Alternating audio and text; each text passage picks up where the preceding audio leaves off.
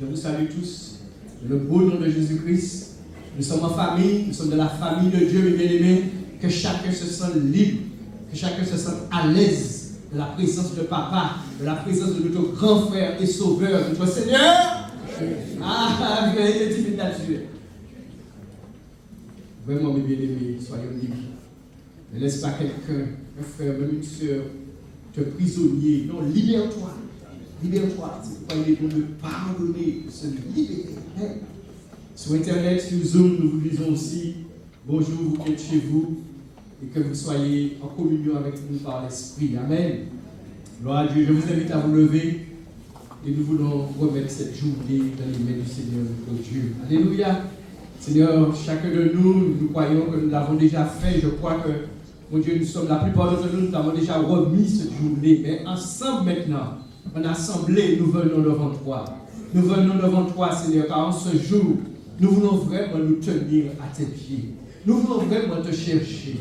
Oh Seigneur, ce matin, je te prie, mon Dieu, pour moi-même et chacun de mes frères et sœurs, de nous aider à disparaître. Que ce ne soit pas Joël, que ce ne soit pas Hugo, que ce ne soit pas notre caractère, que ce ne soit pas nous, mais que, mon Dieu, tu puisses prendre toute la place. Alléluia. Que tu puisses nous conduire, Seigneur. Et surtout, que ton amour, mon Dieu, que ton amour nous embrase. Que nous soyons, mon Dieu, oh, je prie, que ce matin, mon Dieu, pour tout ressentiment de cœur, tout ce qui est caché là, je prie que cela soit mis dehors, je prie que cela soit dévoilé, parce qu'avant toute chose, tu veux que nous puissions nous aimer ardemment les uns les autres. Tu nous dis que si nous n'avons pas cela, tout le reste est vain.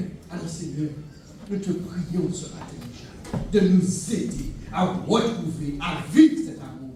Je veux, mon Dieu, regarder mon frère, regarder ma soeur avec un vrai sourire, avec une vraie joie, content de retrouver mon frère, de retrouver ma soeur. Mon Dieu, je prie pour tous ceux qui ont ce problème-là en ce matin, qui sont déjà là, qui vont venir là, et qui ont ce problème-là, qui tiennent captif quelqu'un de leur cœur. Je prie qu'aujourd'hui, ce soit un jour de délivrance, par ta puissance, mais aussi par ta parole qui agit en nous. Oh Dieu, sois béni pour cette journée. Oui, fais-nous grâce, Seigneur. Nous prions aussi pour toutes les autres assemblées en Martinique, tous nos frères et sœurs qui s'assemblent ce matin. Mon Dieu, que ta grâce visite chaque assemblée. Mon Dieu, tout homme de Dieu que tu as établi, je prie que tu le visites ce matin, qu'il ressente dans son cœur. Mon Dieu, le message, l'exhortation, non pas qu'il veut, mais que toi tu veux donner à l'Église. Parce que nous croyons, Seigneur, que tu es patient envers la Martinique et que tu veux bénir richement ce pays. Mais mon Dieu, tu nous dis que ça commence par moi, ça commence par chacun d'entre nous. Alors Dieu, mon Dieu, aide-nous, chacun de tes enfants, à être conscient que lorsqu'ils se livrent au péché, ils ouvrent la porte au diable. Et ainsi, ils vont compliquer ta grâce envers le pays.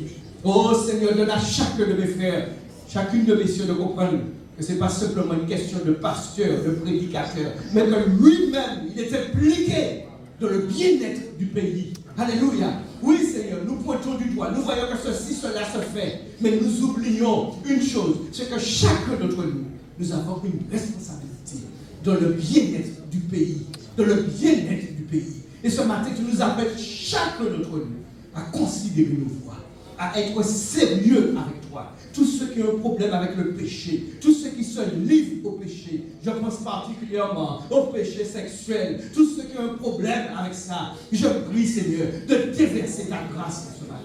Déverser ta grâce ce matin. Mon Dieu, qu'une horreur pour le péché, produit une horreur, mon Dieu, pour le péché dans nos cœurs.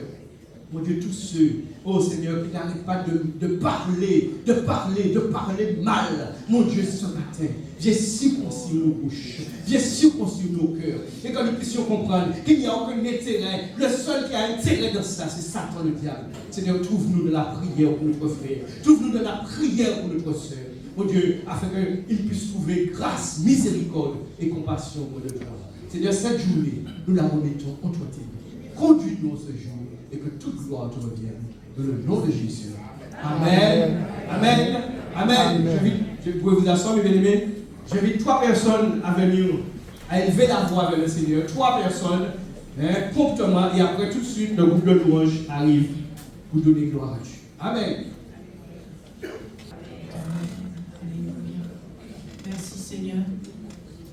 Alléluia. Dieu est bon en tout temps. Soyons heureux de nous retrouver et fortifions-nous dans le Seigneur et dans sa grâce toute puissante.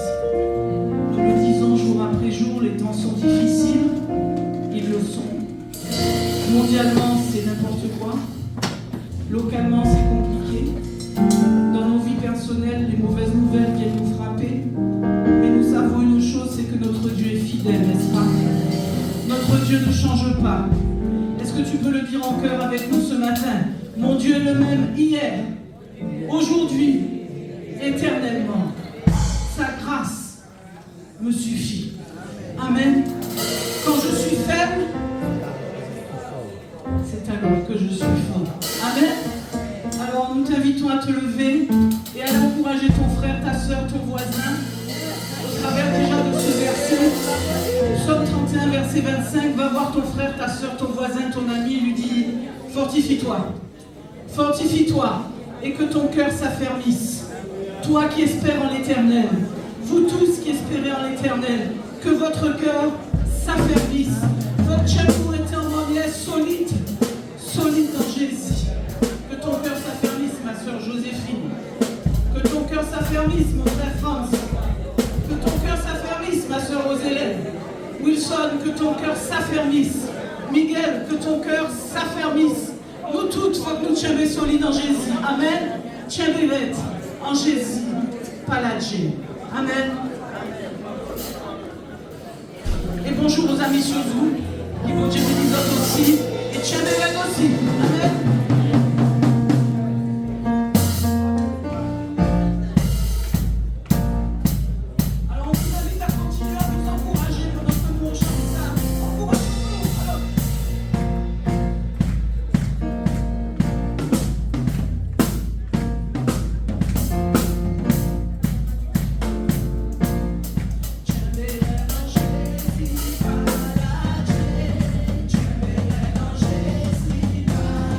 Jésus,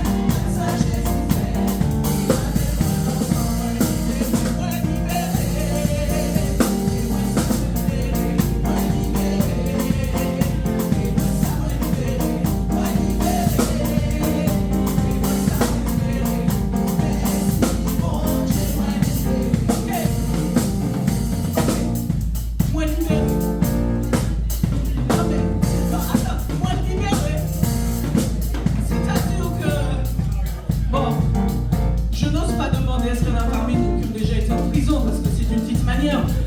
Mais on a tous été dans une prison spirituelle, morale, mentale, psychologique, dépression, dépendance et tout. Captif. Tu imagines, c'est comme le gars qui est enfermé en prison et puis un jour, il n'a rien demandé à personne. On vient, on ouvre la porte et on lui dit, monsieur, vous sortez. Il pas quand même n'ose mettre quand il vous parce qu'il dit ça c'est un piège. Non, non, vous sortez. Jésus a fait ça pour toi, mon frère, ma soeur. Alors je t'invite quand on va chanter Moi libéré, à ce que tu le chantes de tout ton cœur. Parce que tu n'es plus captif, ni de la mort, ni du péché, ni de la malédiction. Aïe, ou l'image Jésus, alléluia. Moi libéré, alléluia. Et même si l'ennemi moi qui dit moi, ah, ou t'es concis, ou fais ça, comme même dit le pasteur Zahir, il dit, mentez, mais non pas encore, alléluia.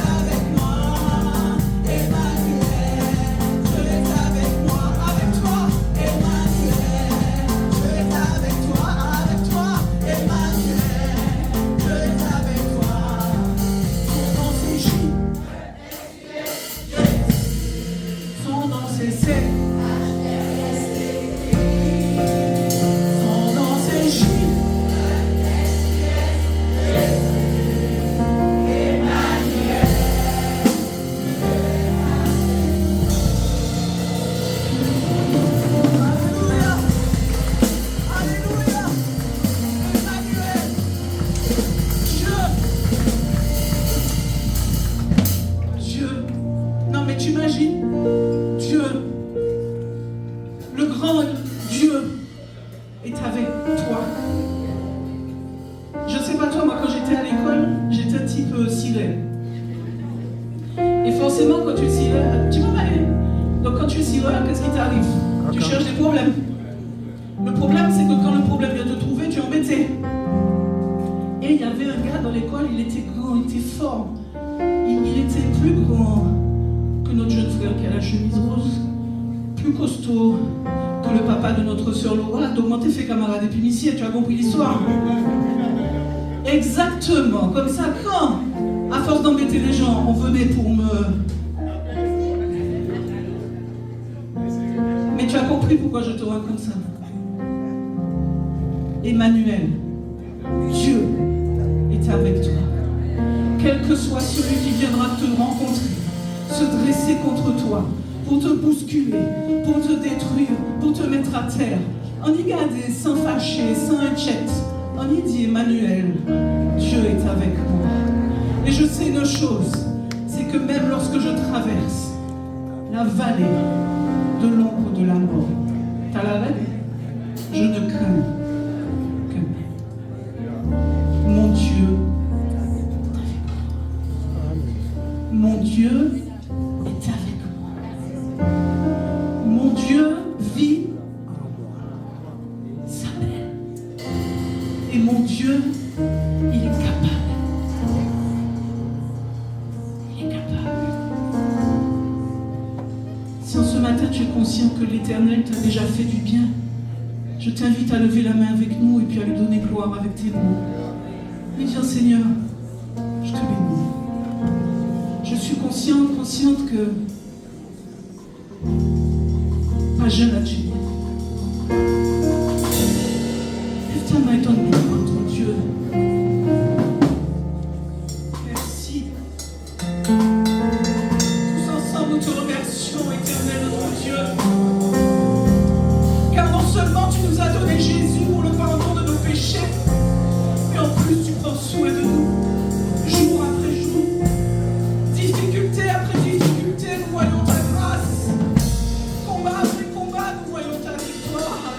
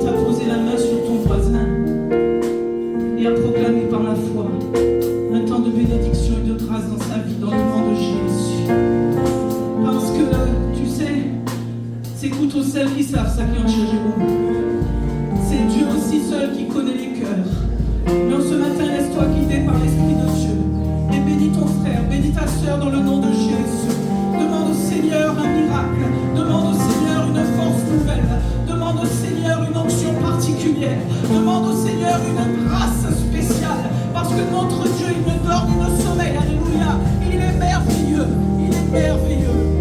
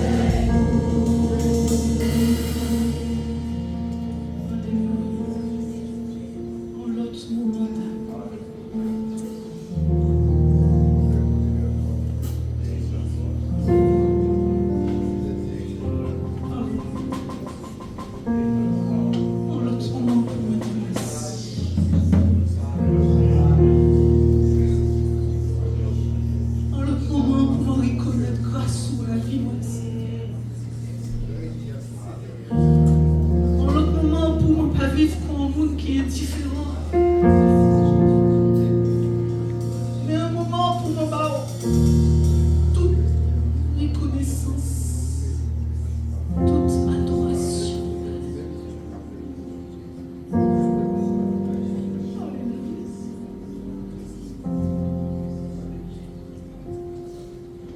Combien de fois, Seigneur, quand tu étais mort, combien de fois m'ont trouvé comme infidèle devant, mais ont toujours fidèle. Combien de fois m'ont babillé, mais ont toujours fait moins grâce. Combien de fois nous plairait pour rien, considérer nous t'es oublié que papa nous fidèle. Mais bon matin, on nous a dit merci.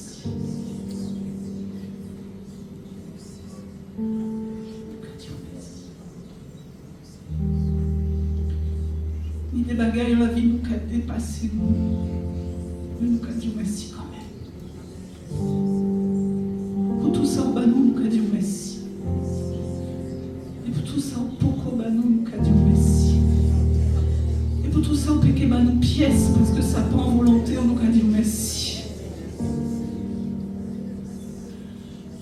On a dit merci. Tu es grand.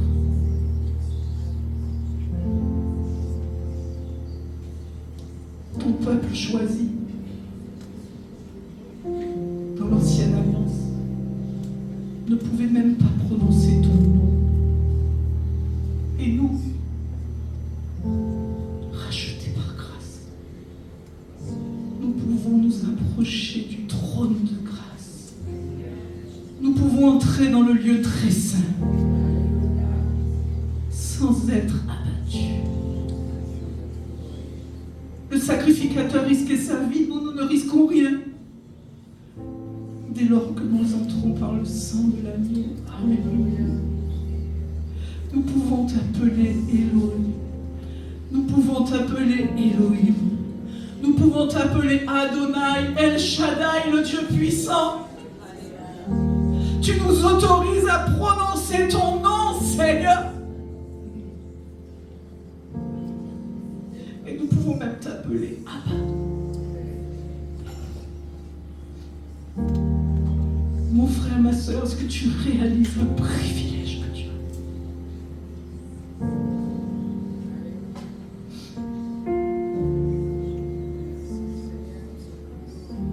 Merci.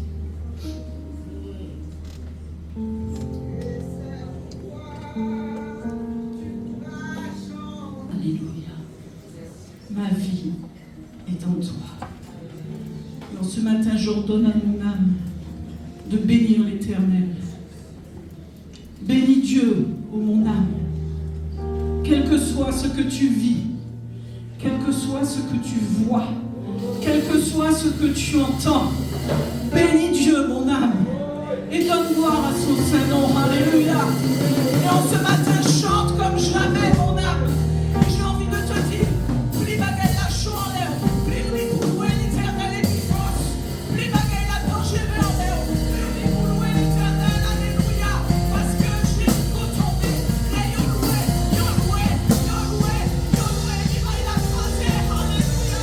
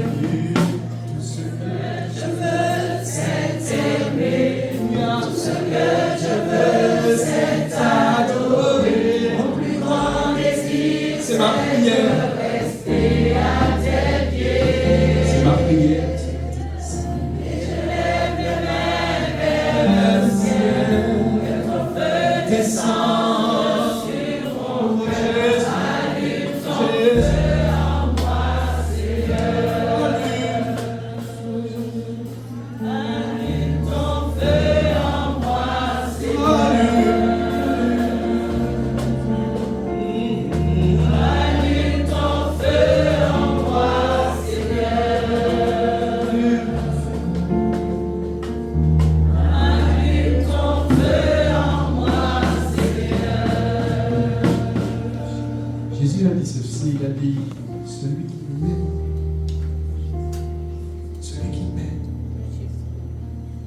garde mes commandements. Souvenez-vous du gâteau, ne choisis pas le pain, toute la parole de Dieu est bonne. Oh, il peut y avoir des fois quand on sent que c'est amer, n'est-ce pas? Et quand c'est plus sucré, c'est plus doux, c'est bon. Quand on lit, je t'aime mon enfant. Ah, c'est agréable.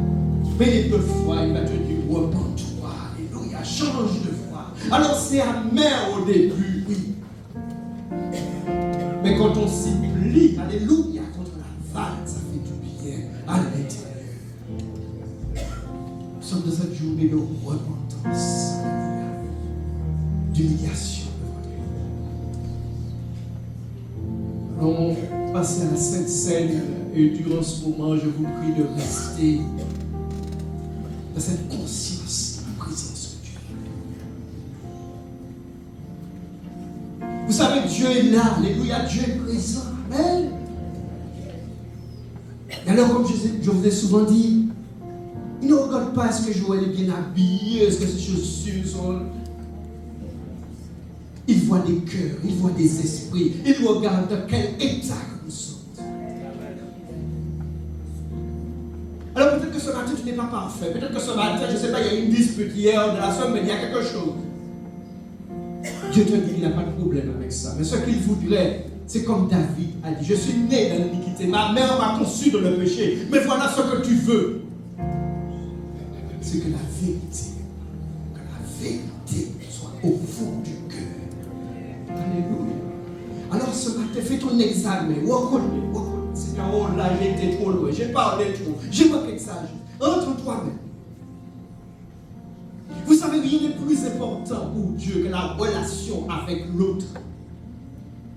Je répète, rien n'est plus important pour Dieu que la relation. Que ce soit avec frère et soeur en Christ, ou quelqu'un qui ne connaît pas. La relation. Alors ce matin, nous réalisons, comme nous dit Ésaïe 53, disons à partir du verset 5. Alléluia. Il était blessé pour nos péchés. Oh, ce matin, alléluia, saisis. Ne laisse pas ton esprit vagabonder, ne laisse pas ton esprit de l'habitude, mais fais un effort, alléluia, concentre-toi.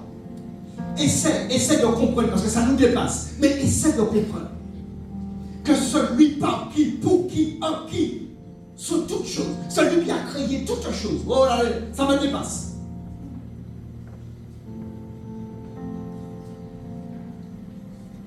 Après une forme humaine.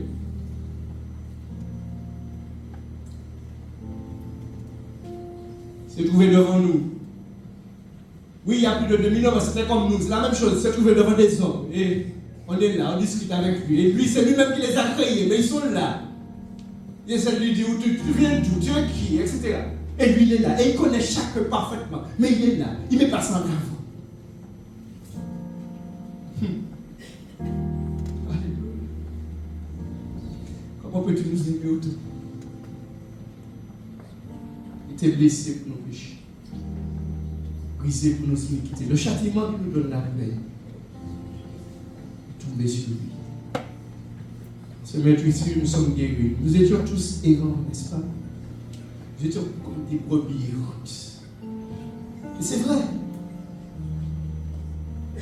J'étais errant, tu étais errant. On était dans ce monde, mais notre vie n'avait aucun sens. Alléluia. Jésus a donné un sens. C'est-à-dire qu'il a donné à notre vie le sens, le vrai sens. Le vrai sens de la vie, mes amis, c'est de vivre pour lui. Le vrai sens de la vie, c'est chaque jour chercher à savoir. De quel que soit le conflit que tu as, avec quelle que soit la personne, chercher à savoir qu'est-ce que tu attends de moi. Comment faut-il? Alléluia. C'est pour ça qu'il est mort. Tu comprends? Je veux que tu comprennes ce matin que quand tu prends la Sainte Seine, il faut que tu aies ça en conscience. Ce n'est pas juste que les péchés ont été pardonnés que je suis sauvé. Oui, mais il faut vivre chaque jour en conscience avec cela. Parce que ce qu'il a fait est tellement fort que je vais y penser chaque jour. Jésus, tous ces mots, chacun suivait sa propre voie. L'Éternel, le Dieu, le Père éternel, a fait retomber sur lui mon iniquité, ton iniquité, l'iniquité de nous tous. Il a été maltraité, opprimé, il n'a point ouvert la bouche. Semblable à un agneau qu'on met dans la boucherie, à une brebis muette devant ceux qui l'attendent. Il n'a point ouvert la bouche. Il a été enlevé par l'angoisse et le châtiment. Parmi ceux de sa génération, qui a cru qu'il était retranché de la terre des vivants et frappé pour les péchés de mon peuple? Oh, Jésus. Oui, nous sommes dans sa présence ce matin. Nous voulons être reconnaissants. Amen. Pour ce qu'il a fait pour nous. Et nous voulons désormais, si vous êtes d'accord, vous dites Amen. Nous voulons désormais, dorénavant, nous qui sommes en vie là, nous sommes là parce que nous sommes vivants. Alors nous voulons que le reste, quel que soit le nombre d'années, le nombre de jours qui nous reste, tu vas dire ce que je veux, c'est vivre le restant de mes jours pour toi. Je veux vivre, Jésus, je veux vivre pour toi.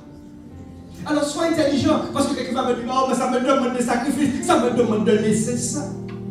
Mais tu ne comprends pas, tu écoutes le diable ou quoi? C'est la vraie liberté. Lorsque tu te sacrifies pour lui, selon sa parole, alors c'est dur pour ta chair. Mais après, c'est la vraie liberté. C'est le vrai bonheur, c'est la vraie joie, c'est la pleine liberté. Je suis venu pour qu'elle mêle brebis ait la vie. C'est pas fini. Abondance. Pas de mi-chrétien, pas de mi, en abondance, pleinement épanoui en Jésus-Christ. Parce qu'il nous manque pour ça. Pleinement épanoui.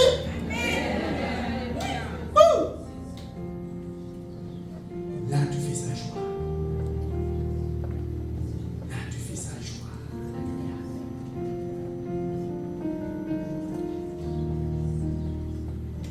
Dans le corps, c'est bien ce matin. Sommes devant toi. Merci. Merci, Jésus.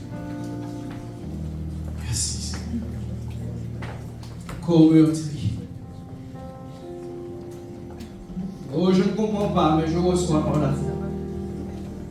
Jusqu'à aujourd'hui, je ne comprends pas comment tu m'aimes autant, mais je reçois pleinement par la foi ce que tu as fait. Jésus dit à quelqu'un ce matin, c'est moi qui dis quand c'est fini. Oh, je fais trop de choses. Il te dit ce matin, c'est moi qui dis quand c'est terminé. Maintenant, tout ce qu'il te dit, c'est de croire que ce qu'il a fait pour toi, il l'a fait pour toi. Il te demande de recevoir pleinement. Ah, nous aimons vouloir nous justifier par nous-mêmes. Eh bien, il dit non.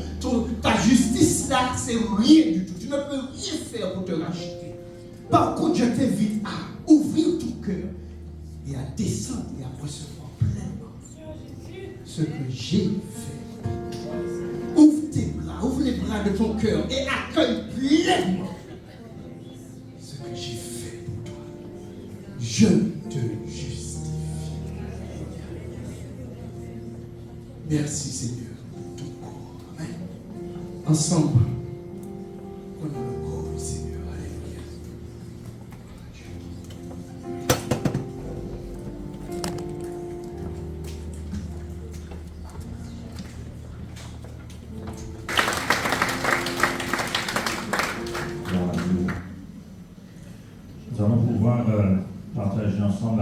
du Seigneur. Et vendredi soir, j'ai fait un enseignement sur le jeûne, pour expliquer, enfin, on a touché quelques aspects du jeûne. Et nous sommes aujourd'hui dans ce temps de jeûne et de prière, et nous prévoyons de terminer aux environs de 15 heures. D'accord, ça peut déborder un peu, mais on est 15 heures.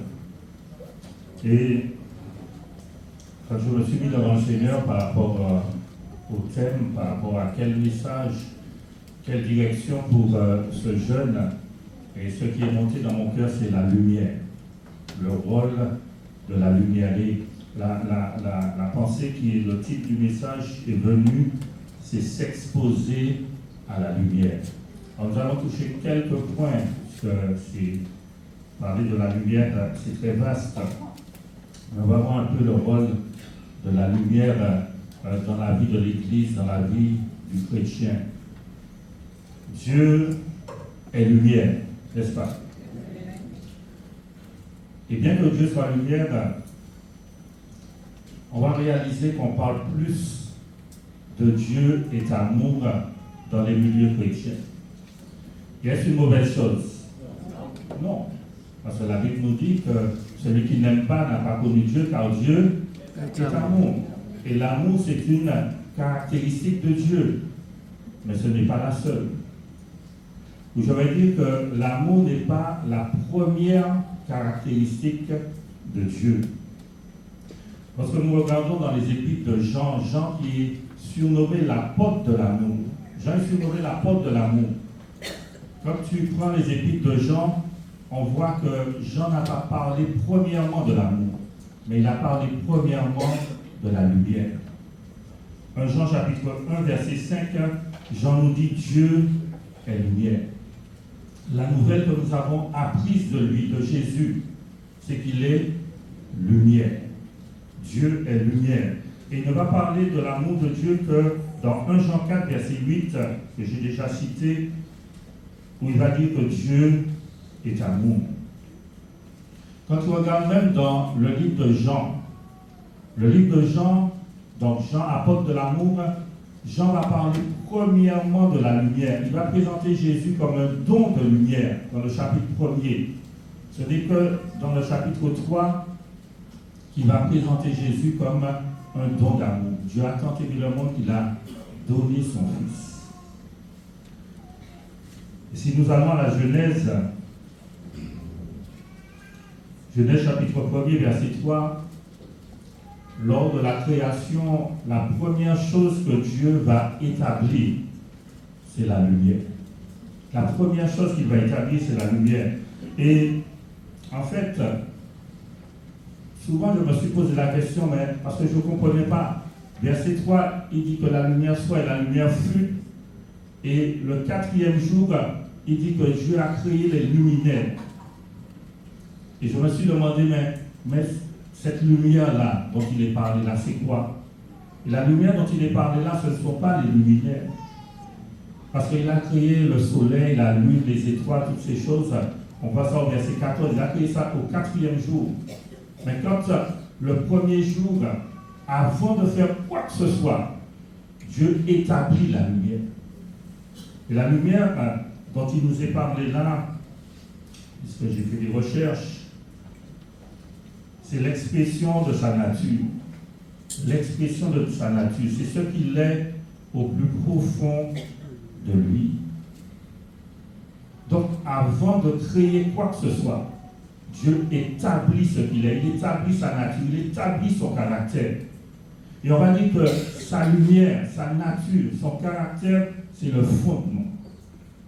Et tout ce qu'il va créer par la suite, il va créer cela à partir de sa nature, à partir de la lumière.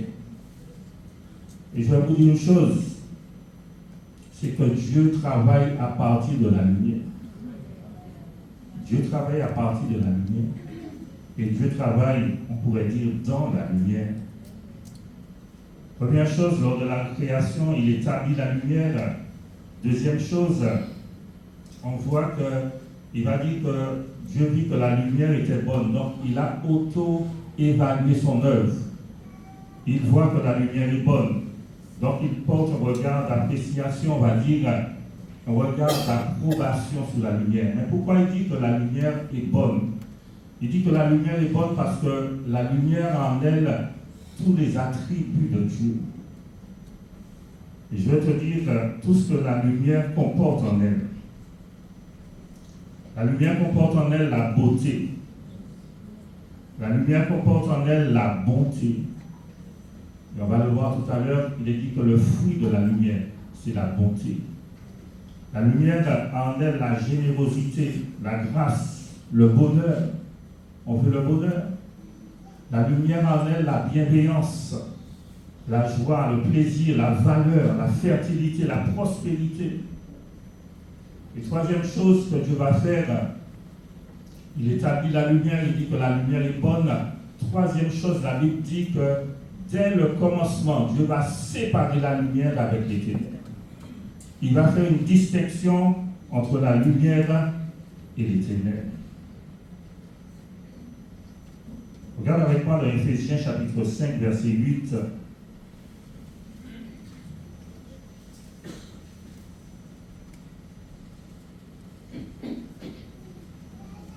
Éphésiens chapitre 5,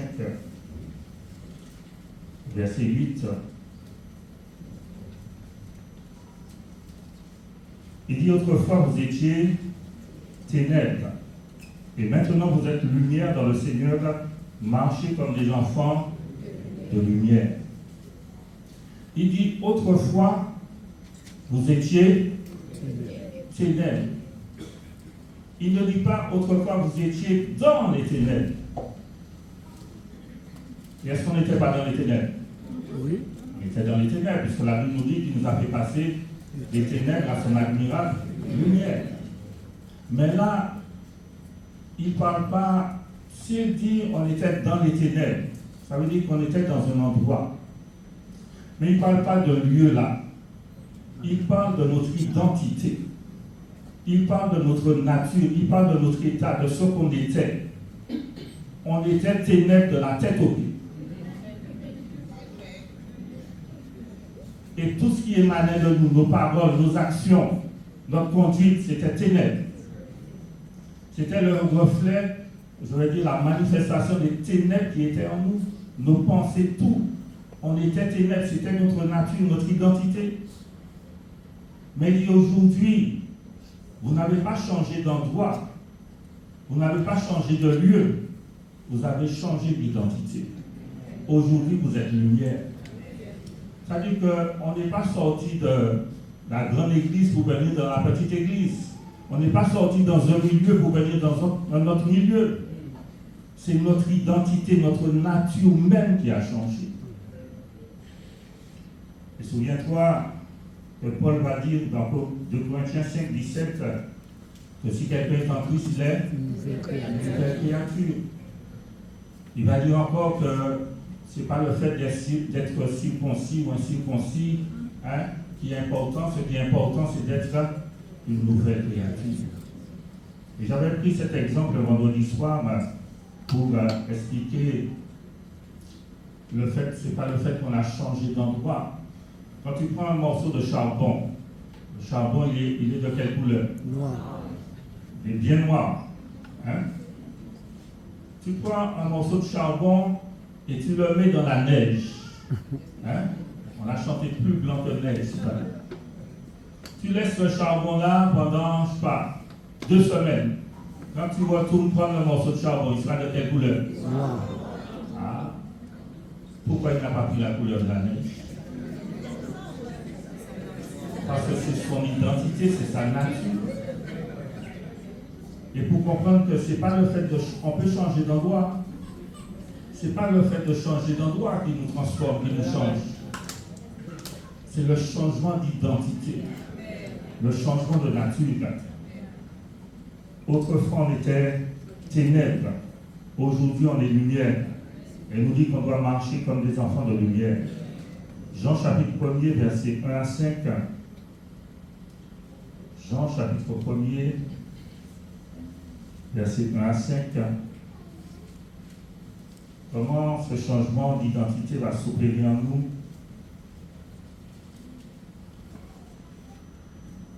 Il dit au commencement était la parole, et la parole était avec Dieu, la parole était Dieu. Elle était au commencement avec Dieu.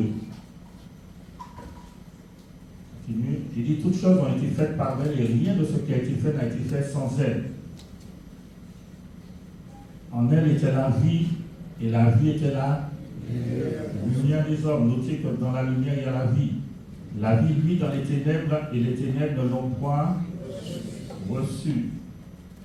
Donc Jésus, la parole qui s'est faite chair est venue, lui qui était la lumière, et il dit qu'il a éclairé, il a cherché à éclairer les hommes. Mais il dit que la lumière était là, les hommes n'ont pas reçu la lumière. Versets 9 à 12. Il dit cette lumière était la véritable lumière qui venant dans le monde éclaire tout homme. Elle était dans le monde et le monde a été fait par elle et le monde ne l'a point connue. Elle est venue chez les siens et les siens ne l'ont point reçue. Mais il dit, mais à tous ceux qui l'ont reçue, à ceux qui croient en son nom, la lumière, quand il dit elle là, c'est la lumière a donné le pouvoir de devenir enfants de Dieu, lesquels sont nés non du sang, ni de la volonté de la chair, ni de la volonté de l'homme, mais de Dieu. Et c'est lorsque je reçois la lumière, c'est-à-dire j'ouvre mon cœur à Jésus, je reçois la lumière. Qu'est-ce que la lumière va faire? La lumière vient, elle pénètre, et puis on va dire qu'elle absorbe les ténèbres. Et non seulement je suis placé dans la lumière, mais elle me donne sa nature, je deviens lumière. Donc la lumière Jésus qui vient en nous, nous donne sa nature, son identité. Non seulement on n'a plus la lumière.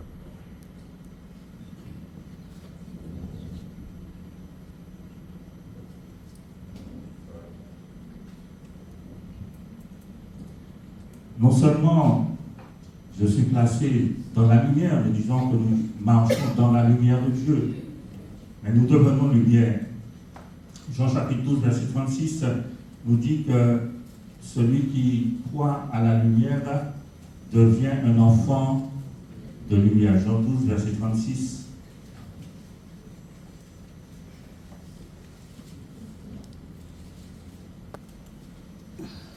Jean chapitre 12, verset 36.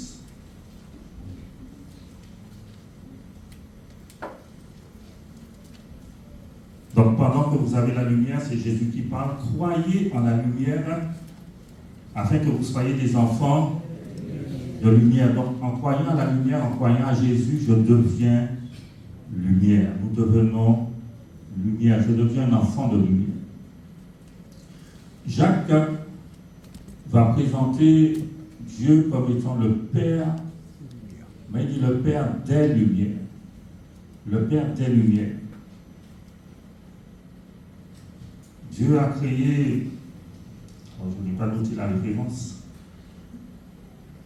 Dieu a créé les luminaires. Donc, dans les livres des psaumes, il nous est dit de louer Dieu parce qu'il a créé les luminaires, il a créé la lune, les étoiles et toutes ces choses. Mais là, comme Jacques va dire que Dieu est le Père des lumières, il parle de plusieurs aspects de la lumière. Et ce matin, nous allons voir 2 ou 3 aspects de la lumière. Il parle de plusieurs lumières dans le domaine, on va dire, spirituel. Il y avait quoi dans Job chapitre 12? Alors je vais lire certains versets, je vais en citer d'autres. Job chapitre 12, verset 22.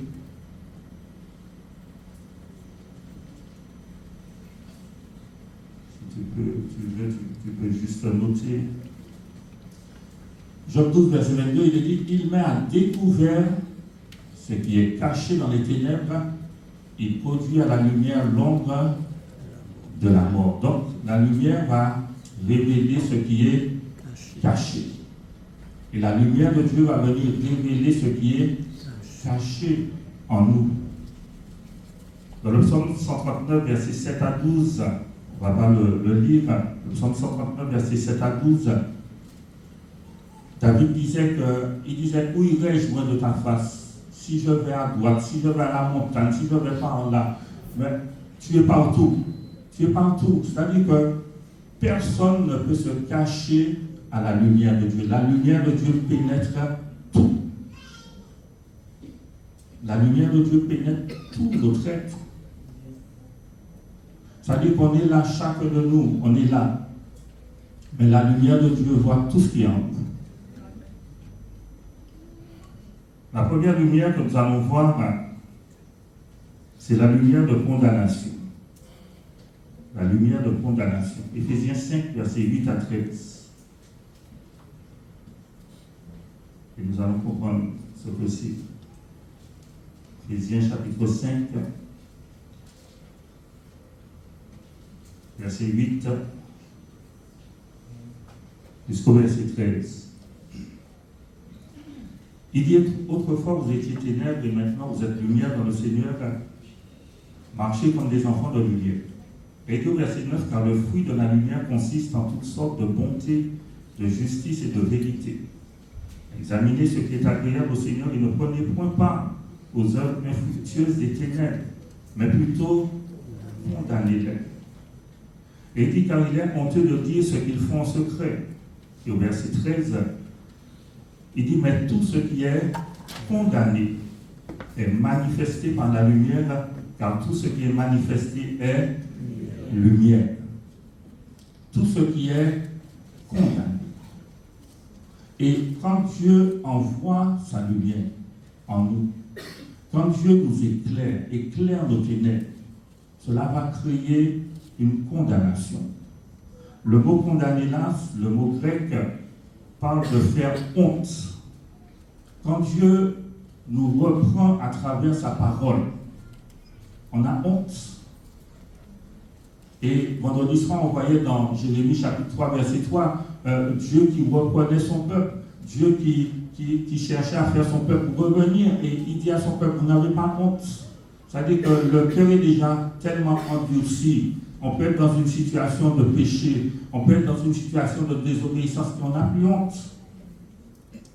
Mais lorsque la lumière de Dieu nous révèle notre péché, on a honte. Le mot grec là parle de convaincre d'une faute, de convaincre d'une erreur, de réprimander sévèrement, d'appeler quelqu'un à se rendre compte, montrer à quelqu'un son défaut, sa faute. Et la lumière de Dieu, elle va se manifester comment? Elle va se manifester par la parole de Dieu, c'est-à-dire par la prédication de la parole.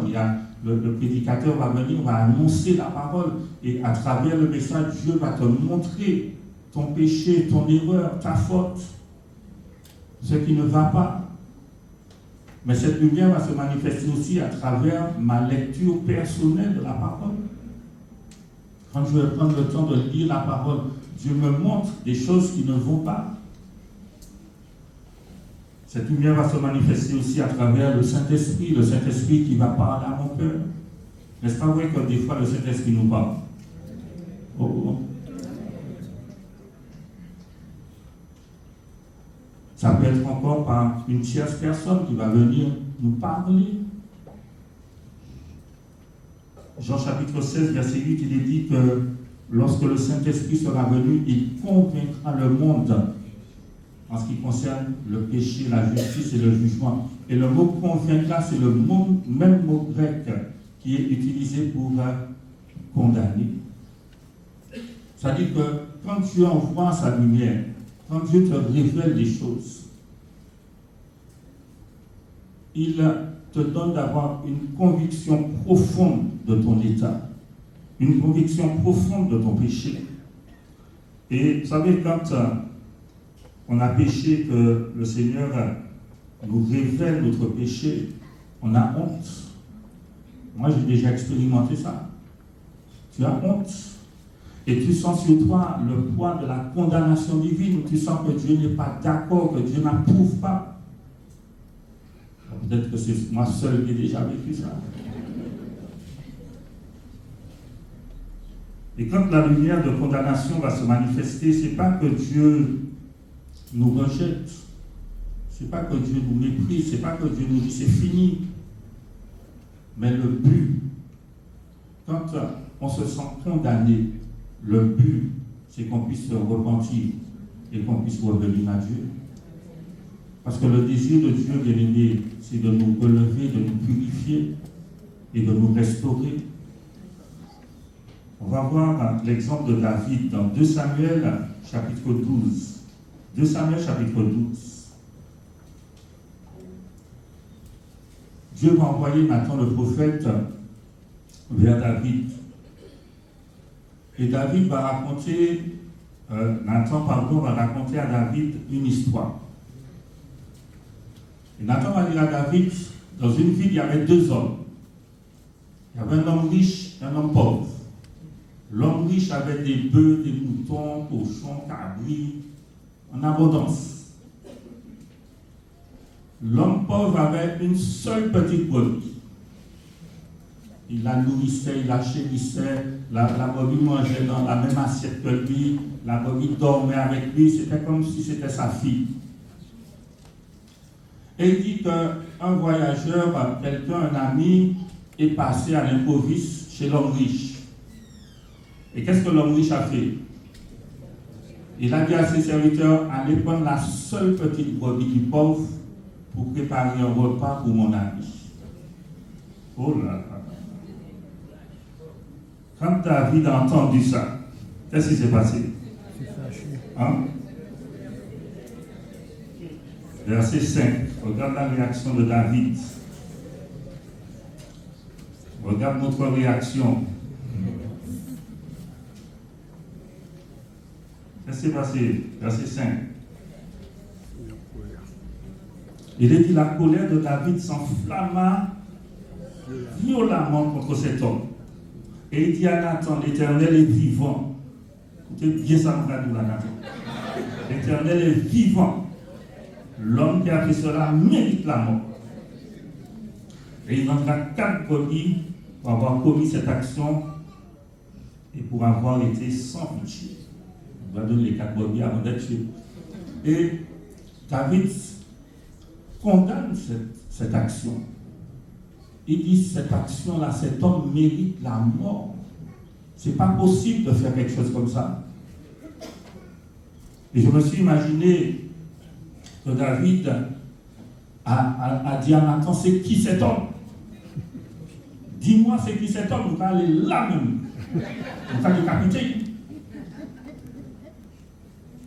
Et j'imagine Nathan en train de regarder calmement David.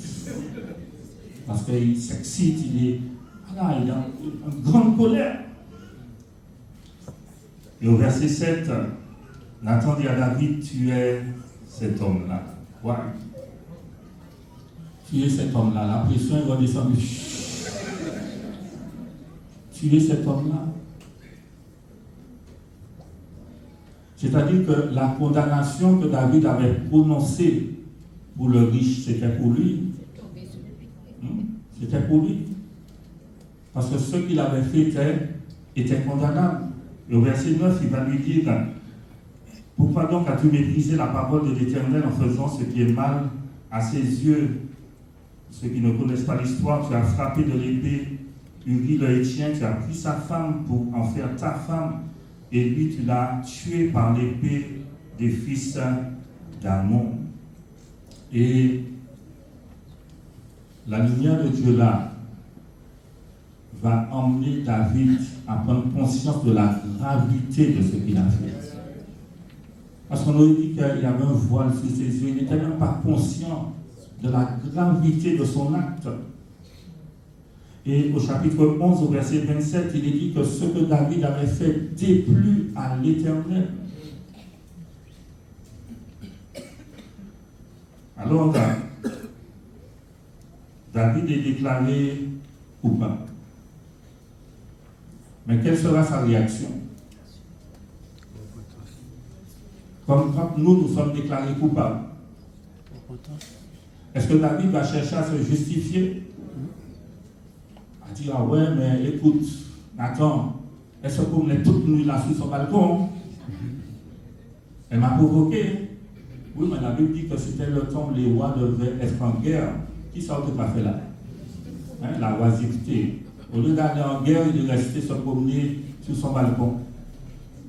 Maintenant, je suis roi, j'envoie les commandants, les chefs, et moi, je reste là. Est-ce que David va plaider non coupable? On voit que David, il va plaider coupable. Il va se repentir sincèrement devant Dieu. Et nous voyons cela au verset 13. David dit à Nathan, j'ai péché contre l'Éternel.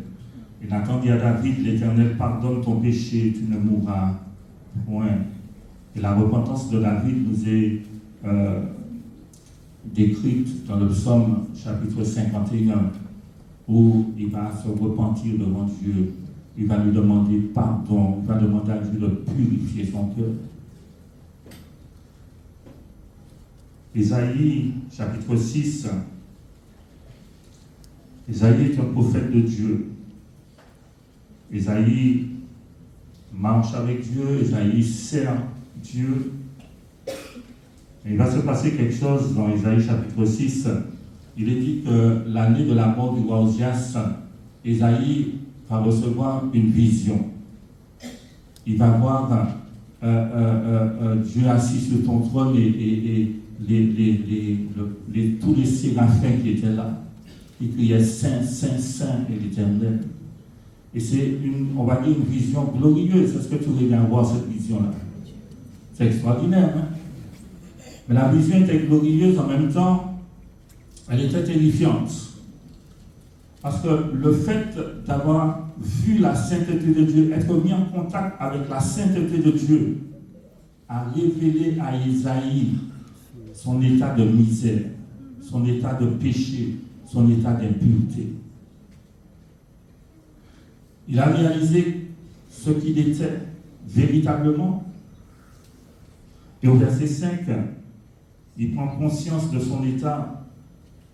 Et au verset 5, il va dire, malheur à moi, je suis perdu. Je suis un homme dont les lèvres sont impures. J'habite au milieu d'un peuple dont les lèvres sont impures, et mes yeux ont vu le roi, l'Éternel des armées.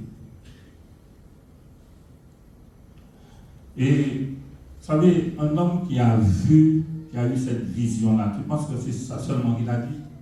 C'est ça seulement qu'il nous a apporté. Mais certainement, il a passé toute la nuit à pleurer devant Dieu, à implorer la grâce de Dieu, le pardon de Dieu. Et lorsqu'on est mis en contact avec la sainteté de Dieu, la sainteté de Dieu va nous révéler notre état de pécheur, notre misère, notre impureté. Et après la lumière de condamnation, il y a ce qu'on va appeler la lumière de communion, ou encore la lumière de restauration. Et Ésaïe va se repentir comme David lui-même s'est repenti. Et lorsqu'Ésaïe va se repentir, Dieu va venir purifier son serviteur. Et Dieu nous purifie, bien-aimés, Dieu nous restaure dans la communion avec lui lorsque nous nous repentons sincèrement. Parce que si tu viens, tu demandes pardon à Dieu, mais tu sais déjà au fond de toi-même que tu vas recommencer. Mais si tu viens demander sincèrement pardon à Dieu, avec ce désir de ne pas recommencer. Versets 6 et 7, quand on est dans Ésaïe chapitre 6, qu'est-ce qui va se passer? Comment la purification s'opère? Il dit, mais l'un de ses séraphins vola vers moi tenant à la main une pierre ardente. C'est quoi une pierre ardente? Hein? C'est chaud, c'est quoi? Il avait pris sur l'autel avec des pincettes. Ok, donc l'ange n'a pas pris de pierre avec sa main, il a pris avec des pincettes. Mais qu'est-ce qu'il fait? Il en toucha ma bouche et dit, ceci a touché tes lèvres, ton iniquité est enlevée, ton péché est expié. Et l'autel, là, symbolise le lieu du sacrifice, donc Jésus qui s'est sacrifié pour nous. Et tu regardes, le séraphin a pris la pierre ardente avec des pincettes, mais il a posé ça sur les lèvres d'Ésaïe. Tu penses que ça lui a fait mal? Des fois, quand Dieu nous purifie, ça fait mal. Quand il extirpe le péché, lève, ça fait mal. Et la purification a lieu à l'endroit précis de la souillure. Il avait dit, je suis un homme dont les lèvres sont impures. Donc là où il y a la souillure, là où il y a le mal, c'est là que Dieu va opérer. Le prophète est purifié, il est rétabli. David de même, dans le psaume 51, verset 8 à 14, on voit que Dieu va le purifier et il sera rétabli dans sa communion avec Dieu. Et tu dois comprendre que tu ne peux pas expérimenter la communion avec Dieu s'il n'y a pas la repentance. Et bien des fois, on a perdu la communion avec Dieu, on a perdu cette relation avec Dieu parce qu'on s'est éloigné de lui. Mais si tu veux expérimenter à nouveau la communion avec Dieu, il faut passer par la repentance. Il faut pouvoir s'humilier devant Dieu, laisser la lumière de Dieu nous éclairer, nous montrer. Parce que des fois, on pense que tout va bien, qu'on est OK. Et Jésus disait à cette église, tu passes pour être vivant, mais tu es mort.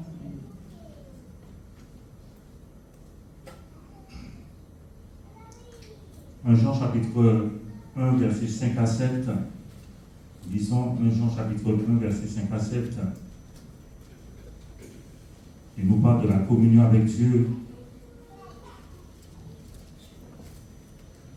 La nouvelle que nous avons apprise de lui et que nous vous annonçons, c'est que Dieu est lumière et qu'il n'y a point en lui de ténèbres. Si nous disons que nous sommes en communion avec lui et que nous marchons dans les ténèbres, nous mentons et nous ne pratiquons pas la vérité. Mais si nous marchons dans la lumière comme il est lui-même dans la lumière, il dit nous sommes mutuellement en communion et le sang de Jésus-Christ nous purifie de tout péché. Mais le sang nous purifie lorsque nous sommes dans la lumière, dans la communion avec Dieu. Il nous montre notre péché, il nous montre notre faute, nous nous repentons et le sang de Jésus-Christ nous purifie. Est-ce qu'on est d'accord pour que la lumière de Dieu éclaire nos ténèbres? Est-ce qu'on est prêt à s'exposer à la lumière? C'est quand tu rentres dans une pièce où c'est noir, une pièce où c'est noir, et c'est quand tu allumes, des fois tu réécris tout de suite, parce que tellement c'est un désordre. Hein? Mais est-ce qu'on donne à la possibilité à Dieu de venir, d'entrer dans toutes les pièces, hein?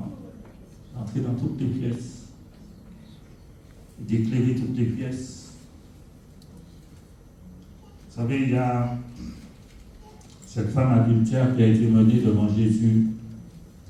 Et ces hommes étaient là en train d'accuser, de condamner cette femme. Puisqu'ils ont dit cette femme a été prise en flagrant délit d'adultère. Et il a dit une telle femme mérite la mort, condamnation. Et Jésus va les éclairer eux-mêmes, la lumière de condamnation. Parce qu'eux, ils sont en train de condamner. Mais qu'est-ce que Jésus va leur dire? Que celui qui est sans péché jette la première pierre. Il est dit accusé dans leur conscience. Accusé dans leur conscience.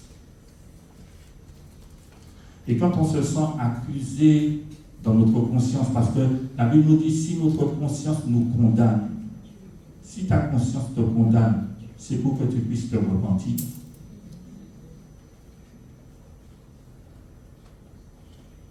Et cette femme, ce n'est pas que Jésus a minimisé son péché, mais Jésus lui a dit, où sont ceux qui te condamnaient?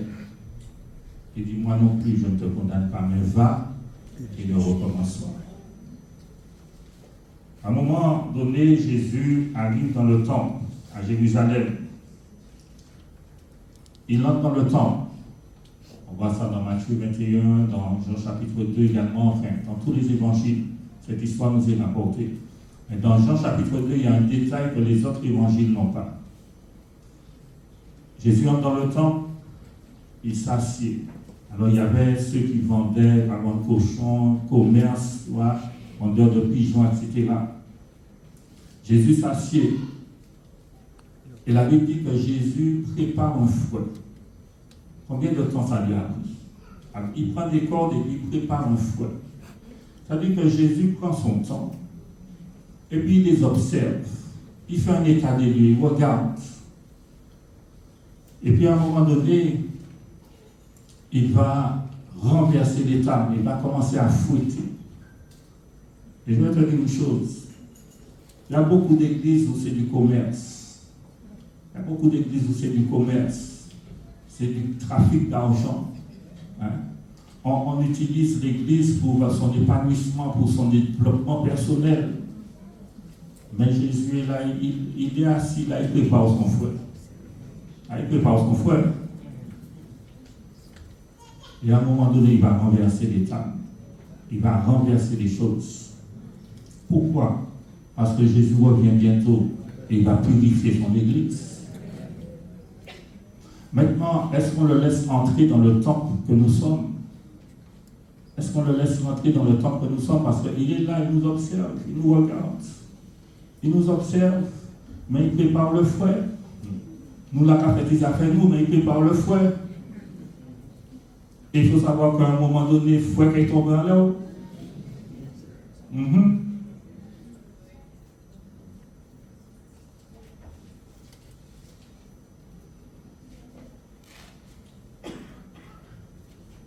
Alors souvent j'entends que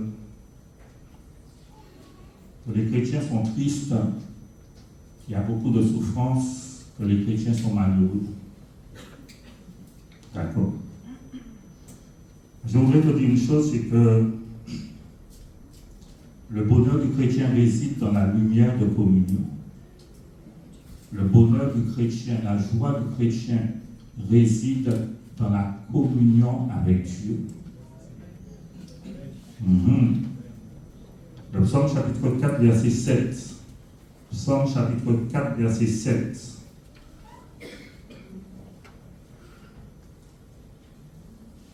Quand David parle là, il se trouve dans une situation compliquée parce qu'il est en train de fuir Saül et ils n'ont pas forcément de quoi manger à leur faim. Il n'a pas le confort. Et David dit, plusieurs disent, qui nous fera voir le bonheur? Et il dit, fais lever sur nous la lumière de ta face, ô Éternel. Et on voit là que le bonheur est lié à la lumière. Si je marche dans la lumière et je vis dans la communion, dans l'intimité avec Dieu, alors je vais connaître la joie, je vais connaître le bonheur, indépendamment de tout ce que je vis. Parce que quand tu es en communion avec Dieu, sa lumière t'éclaire et sa lumière te donne de comprendre que la véritable source de joie, la véritable source de bonheur, c'est Jésus et c'est Jésus seul. Mais vous savez, le monde veut tellement nous faire croire que ce sont les biens matériels, ce sont les choses qu'on possède qui vont nous rendre heureux. Et on tombe dans le piège, on tombe dans le panneau. Alors parce que j'ai pas ça, parce que j'ai pas ça, parce que j'ai pas ça, mais je suis triste.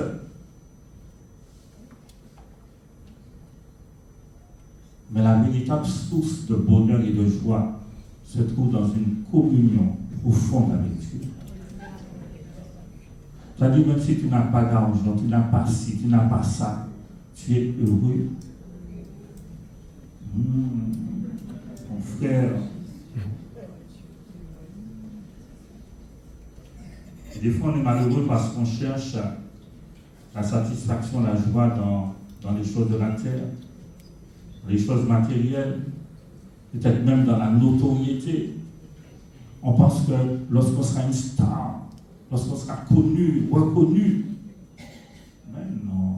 ça qui donne le bonheur. Des fois, on cherche le bonheur dans les relations, mais non. La première source de bonheur, c'est Jésus. C'est Jésus.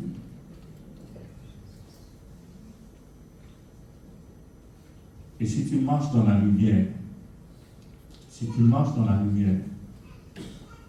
vas connaître le bonheur.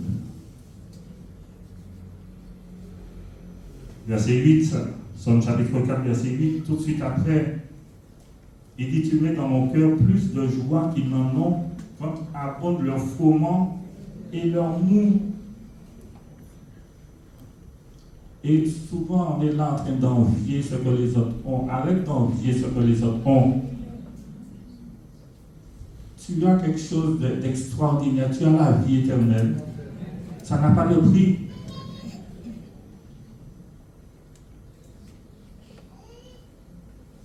Une vie bénie, une vie épanouie est possible en tant que chrétien. Est-ce que tu dis Amen? Mais cela passe par une vie de communion avec Dieu. Et avec moi dans Job chapitre 33, verset 28. Job 33, verset 28.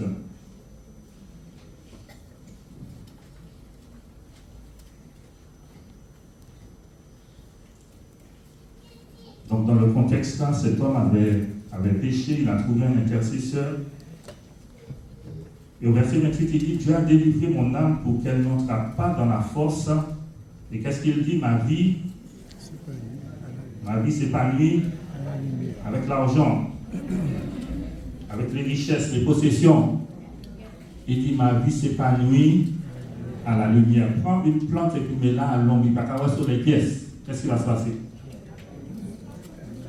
Il dit, ma vie s'épanouit à la lumière. Job chapitre 22, on a bientôt fini. Job 22, et on va lire du verset 22 jusqu'au verset 30. Et on va lire verset par verset. Bon, je voudrais dire qu'un seul verset, mais j'ai réalisé qu'il faut que je lise Job 22, verset 22. Verset 21 plutôt. Job 22, verset 21. Il dit, attache-toi donc à Dieu et tu auras la paix, tu joueras ainsi du bonheur. Donc, attache-toi à Dieu, tu parles de la communion, la branche qui est attachée au tronc. Bon, est-ce que tu veux la paix? Est-ce que tu vas avoir la paix? Si tu veux avoir la paix, tu vas voir le pasteur, il va prier pour toi et tu auras la paix. On aurait dit que ça marche comme ça. Mon frère, je n'ai pas la paix, prie pour moi. Bon, Jésus-Christ de Nazareth, reçois la paix de Dieu. Tu veux jouir du bonheur, on va prier pour toi. Tu auras le bonheur. Non. Ça passe par une communion, une relation avec Dieu. Comment on ne veut pas faire d'efforts? C'est plus facile, le pasteur va prier pour moi. Ah, il a prié pour moi, je n'ai toujours pas la paix, il n'est pas puissant, lui. Verset 22, reçois de sa bouche instruction, mets dans ton cœur ses paroles. Donc, comment tu vas recevoir l'instruction? Prends le temps de venir t'asseoir à ses pieds pour écouter sa parole comme Marie. Reçois de lui instruction. Il a des instructions à te donner. Il a des choses à te dire. Donc, il faut prendre le temps d'ouvrir ta Bible et de lire ta Bible. Tu ne peux pas te contenter seulement quand tu viens à l'église.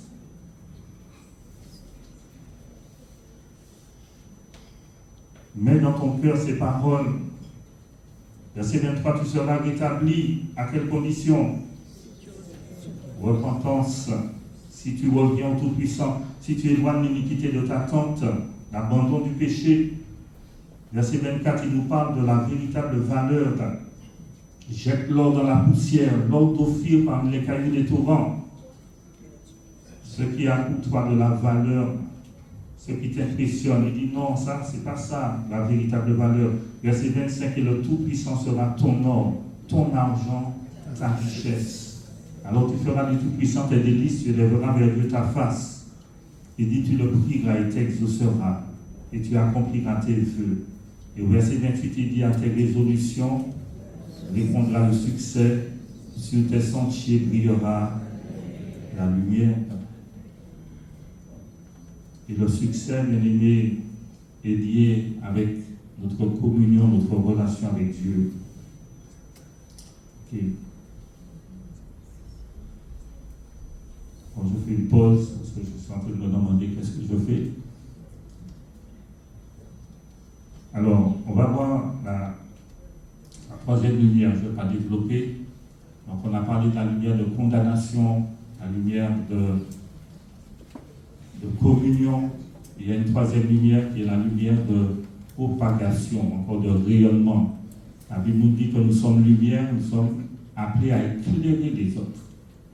Et on voit David, après que David se soit repenti, après qu'il ait retrouvé sa communion avec Dieu, on va lire rapidement dans le psaume 51. Donc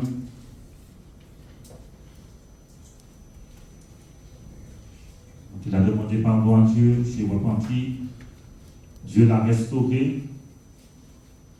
Et au verset 15, alors verset 14, il dit, rends-moi la joie de ton salut et qu'un esprit de bonne volonté me soutienne. Donc il a retrouvé la joie, il a retrouvé la paix, la communion avec Dieu. Et au verset 15, il dit, j'enseignerai tes voies à ceux qui les transgressent et le pécheur reviendront à toi.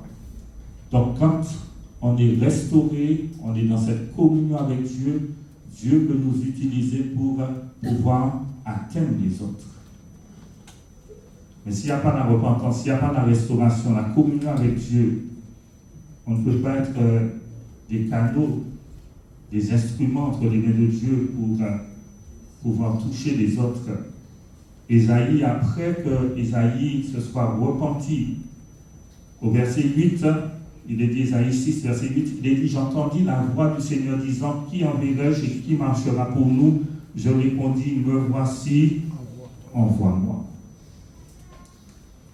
Donc, il y a la repentance, il y a la communion, et là, le Seigneur peut m'utiliser pour toucher les autres, pour atteindre les autres. Vous savez, la lumière, comme on le voit une autre fois, on parle de réveil, on veut un réveil. Mais le réveil est lié à la lumière. Éphésiens 5, verset 14, il dit, réveille-toi, toi qui dors, relève-toi d'entre les morts, et il dit, Christ éclairera. C'est-à-dire qu'on ne peut pas s'attendre à un réveil. Si, imagine le peuple vit dans le péché, on vit n'importe comment. On est dans les ténèbres, puisque la Bible nous dit que notre frère Joël a parlé de l'amour. Celui qui n'aime pas son frère, il est dans la lumière. Celui qui n'aime pas son frère, la Bible dit qu'il est dans les ténèbres. Donc, on ne peut pas être là à vivre n'importe comment, à ne pas entrer dans une repentance sincère, profonde, avec ce désir de faire des choses comme Dieu veut. Et puis on dit, Seigneur, envoie le réveil, envoie ton esprit. Seigneur, même s'il y a le péché, bénis. Même si on mange n'importe comment, mais envoie. Non, bien aimé.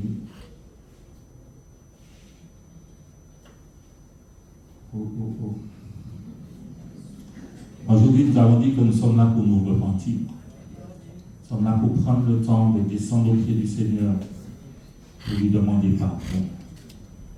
Nous repentir sincèrement et nous désirons que Dieu, par sa lumière, puisse nous éclairer, nous montrer. Parce que des fois, il y a un voile sous nos yeux, on n'est même pas conscient de notre état. Pour nous montrer notre état et que nous puissions nous humilier devant Dieu, qu'il puisse nous restaurer, qu'on puisse retrouver notre communion, notre intimité avec Dieu. Et par la suite, que nous soyons des instruments entre ses mains. Amen. Je dis qu'on a deux objectifs aujourd'hui, c'est nous repentir et ensuite retrouver notre communion avec Dieu. Amen. Jésus. On va s'arrêter là. On va prier pour ceux qui doivent partir et on reprend à 15 minutes, ça va? 15 minutes de pause, ça va? On va déplacer les voitures.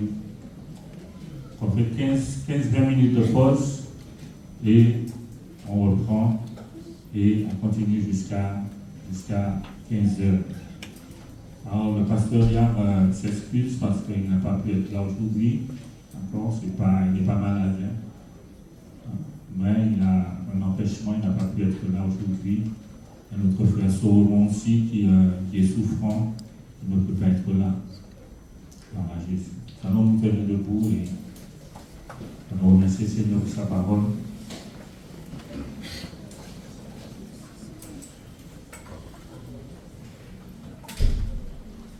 Béni soit ton nom, éternel mon Dieu.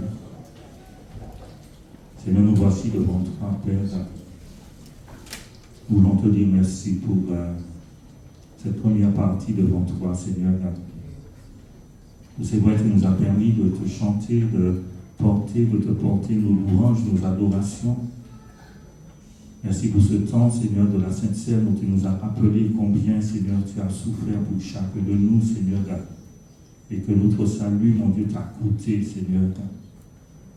Nous voulons te dire merci pour ta parole que tu as envoyée dans nos cœurs, Seigneur. Et je prie qu'aucun cœur, mon Dieu, ne soit fermé à ta parole.